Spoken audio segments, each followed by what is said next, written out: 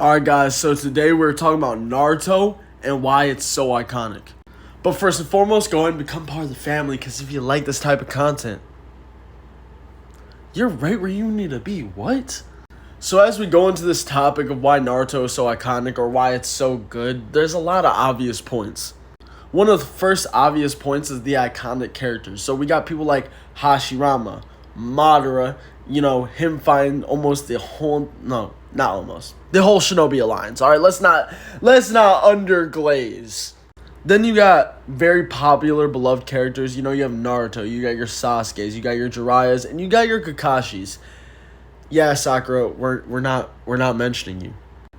And not only are they beloved characters, but they have characters with insane story arcs, and you have all this history that you can go back to their dads, their dads' dads, their dads' dads, dads' dads' dads. It's crazy. There's a lot of history within this anime itself.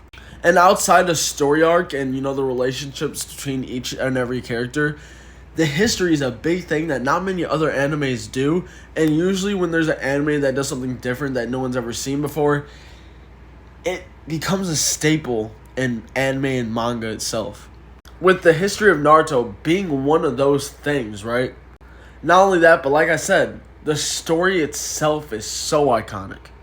Even if you look at Naruto and you look at like newer gen anime, you look like Black Clover, you look at Jujutsu Kaisen, they adopt a lot of the same characteristics.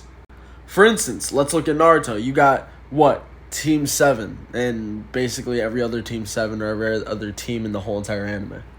And what I mean by this is how there's 3 people in a team. You look at things like Jujutsu Kaisen, where most teams have 3 people that bond together.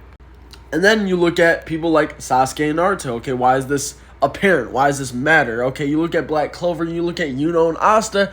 It's like a direct parallel. Not only that, but each team that they have is very similar to a Naruto aspect, right? Where there's like the Black Bulls, there's the other teams.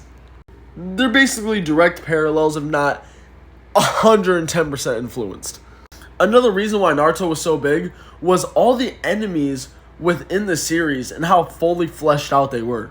Not only were they fully fleshed out, but it seemed like almost every character was connected through something or some choice that another character made in the past, which again goes directly with the history part.